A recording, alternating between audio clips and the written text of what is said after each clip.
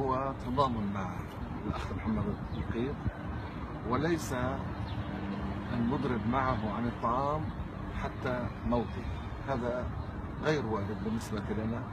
نحن نعتقد أن حياته عزيزة، وأن الإنجاز الذي حققه حتى الآن هو إنجاز كبير، لكن نحن نريد بعد قرار المحكمة العليا السيء والظالم وغير المنصف أن نجد مخرجا يحفظ لمحمد القيط حياته وكرامته مع بعض. لا نريد أن يخرج من هذه المعركة فقط تحت وطأة القرار الذي أخذته محكمة العدل العليا.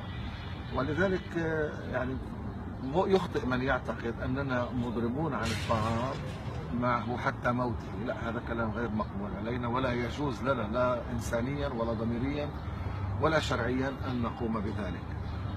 لذلك نحن في هذه الساعات نقوم باتصالات ومداولات يشارك فيها مسؤولون في القيادة الفلسطينية، يشارك فيها العائلة، إضافة إلى قيادة جماهيرنا العربية والمراجع الدينية في بلادنا.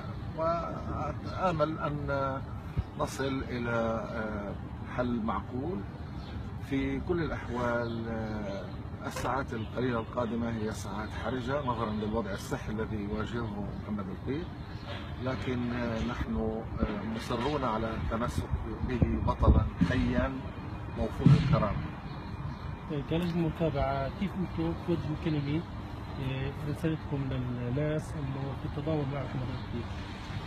يعني نحن موجودون هنا ونتمنى أن ينضم إلينا الكثيرون، لكن في كل الأحوال هنالك أشكال مختلفة للتضامن. مثلا أمس كان في مظاهرة أمام مكتب الصليب الأحمر في تل أبيب، كان مهم أن تطلق هذه الصرخة، وكان هنالك اعتصامات في مختلف أنحاء الضفة الغربية ونحن موجودون هنا.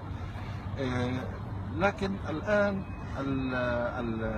الأنظار موجهة إلى كيفية المحافظة على حياته وكرامته بعد القرار السيء للمحكمة العليا.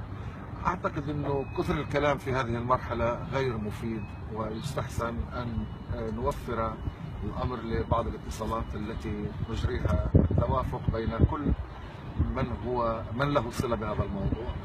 نحن نتمنى أن يوكل إلينا كلجنة متابعة بكل مركباتها، وأن يوكل أيضا للقيادة الفلسطينية أن تتشاور في هذا الموضوع لتعلن موقفا كما كان الحال في مرات سابقة مع إخوة آخرين كانوا مضربين على الطعام مثل خضر عدنان ومحمد عليان وغيرهم. فبهذا المفهوم نحن نحتاج إلى بعض الهدوء لاستكمال المداولة.